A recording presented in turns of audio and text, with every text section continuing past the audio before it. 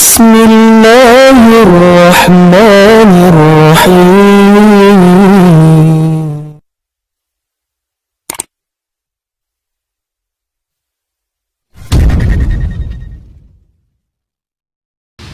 Belum tentu seorang mencintai Allah, belum tentu berlakunya benar, dan belum tentu kehidupannya benar, belum tentu ibadahnya benar. Malah Rasulullah sallallahu alaihi wasallam bersabda, seorang hamba Allah 60 tahun salat, tapi selama 60 tahun tidak diterima salatnya. Ditanya oleh sahabat, ya Rasulullah, bagaimana bisa terjadi seorang 60 tahun tidak diterima salatnya?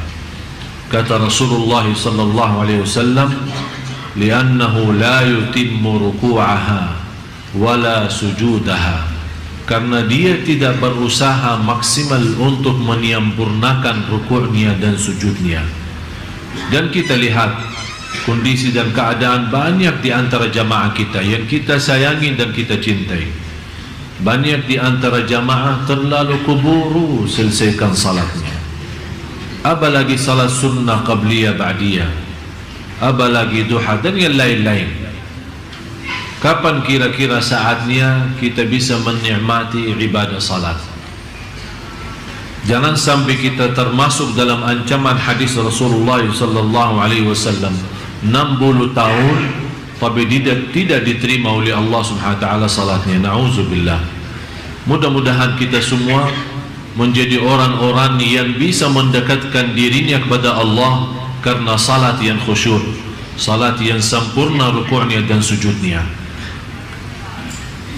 Marilah kita sama-sama mempelajari dan masuki kepada amalan-amalan yang bisa membawa kita, bukan hanya kita cinta Allah, tapi Allah Subhanahu wa ta'ala juga mencintai kita semua. Karena mendapatkan kenikmatan dicintai Allah, ini sebuah kenikmatan yang cukup istimewa. Banyak orang yang dilalaikan, banyak orang yang tertipu oleh syahwat, hawa nafsu dan dunia. Walaupun dia punya target mencari ridha Allah Subhanahu wa ta'ala dan menjadikan tujuan kehidupannya, qul inna salati wa nusuki wa mahyaya wa mamati lillahi rabbil alamin la syarika lah wa bidzalika umirtu wa ana minal muslimin. Jadi orang-orang yang sudah membaca ayat ini berkali-kali di dalam iftitah salatnya, ternyata dia tidak mendalami arti daripada doa ini. Dia tidak merasakan kekuatan doa ini dan tidak menikmati bagaimana bisa terwujud benar-benar inna salati wa nusuki wa mahyaya wa mamati lillah, semata-mata karena Allah, syukur karena Allah, sabar karena Allah, ikhlas karena Allah, salat karena Allah, bersedekah karena, silaturrahim karena. Di mana saja berada, selalu kita menjadikan diri kita dan kurbankan segala yang kita miliki karena Allah, baru akan terbentuk, akan Allah balas mencintai kita. Orang-orang yang dicintai Allah Subhanahu wa ta'ala, orang yang senantiasa membaca Al-Quran. Tapi bagaimana prinsip orang baca Al-Quran tapi dicintai Allah? Karena selama ini Bapak Ibu, saya yakin Anda semua suka baca Al-Quran. Malah ada yang saya kenal 1 minggu, 2 minggu kurang lebih khatam Al-Quran. Kurang daripada 1 bulan dia mampu khatam Al-Quran. Malah ada yang dalam 1 bulan khatam 2 kali, ada malah 3 kali, 30 juz dalam 1 bulan. Tapi masalahnya bukan berapa banyak baca, tapi bagaimana membaca. Selama ini kita membaca Al-Quran untuk mengkhatamkan, tapi yang saya minta kali ini agak sedikit kita rubah.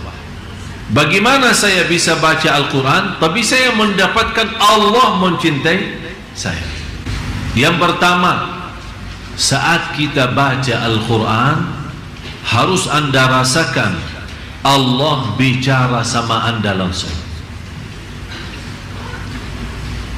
Allah bicara sama kamu. Ya ayyuhalladzina amanu, hei orang. Yang dimaksud siapa? Saya. Rasakan. Ittaqullah, berarti Allah mau berbicara sama diri kita sendiri. Itu yang perlu dirasakan saat kita membaca Al-Quran. Dan kita selama membaca Al-Quran, kita merasa, kata ulama, kalau mau berbicara sama Allah subhanahu wa ta'ala, salat. Tapi kalau anda mau mendengar Allah berbicara, baca Quran. Kalau anda mau mendengar Allah yang berbicara, baca. Karena ini Al-Quran kalam Allah, kalam Allah langsung, yang Allah sampaikan langsung. Kalam Allah itu disampaikan kepada malaikat Jibril, malaikat Jibril kepada Nabi Muhammad SAW, Nabi Muhammad kepada sahabatnya, dan seterusnya sampai kepada kita. Jadi yang ingin berbicara sama Allah, salat, hadap Allah, bicara, silahkan. Tapi yang ingin mendengar Allah yang berbicara, baca Al-Quran. Jadi saat anda baca Al-Quran, Bismillahirrahmanirrahim, anda rasakan mendengar kalam Allah. Jadi jangan anda hanya membaca. Ada seorang membaca hanya lewat mata.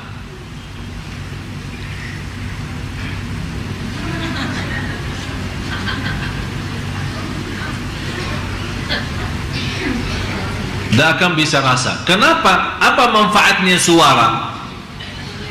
Suara agar didengar oleh, kenapa didengar oleh telinga sendiri? Kalau ada syaitan mengganggu kita, lari. Dia tidak bisa, karena ada suara keluar. Syaitan terganggu.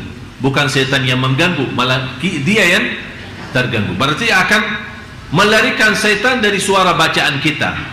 Kalau sudah syaitan lari, berarti kita akan mampu fokus dan lebih nikmat bacaan kita. Yang kedua, saat kita mendengar sendiri bacaan kita, rasakan Allah yang lagi menyampaikan bacaan itu lewat telinga kita. Karena telinga itu salah satu makhluk Allah. Ada seorang punya telinga tapi tidak bisa mendengar. Ada orang punya mata tapi tidak bisa melihat. Jadi masalahnya bukan wujudnya mata atau wujudnya telinga, tapi masalahnya apakah dia berfungsi atau tidak, bisa menjadi berguna atau tidak. Bagaimana kita bisa mengaktifkan segala tubuh badan kita saat membaca? Begitu caranya. Yang pertama, anda baca karena Allah lagi berbicara. Yang kedua, anda membaca Al-Quran, semua berbicaraan itu yang dimaksud adalah diri kita. Yang ketiga, itu yang terindah dalam bacaan Al-Quran, setiap kita baca ada rasa saya tidak mau berhenti, karena saya lagi nikmati dan merindukan mendengar kalam Allah, mendengar bicaraan Allah sama saya. Jadi begitu anda baca, jangan anda punya bayangan dan fikiran kapan mau selesai. Malah justru yang anda harus rasakan, saya tidak mau selesai, saya mau terus lazat, saya mau nikmat, karena Allah lagi bicara sama saya. Sudah faham 3 poin ini? Itu namanya membaca Al-Quran. Dan 3 hal ini baru akan Allah mencintai kita.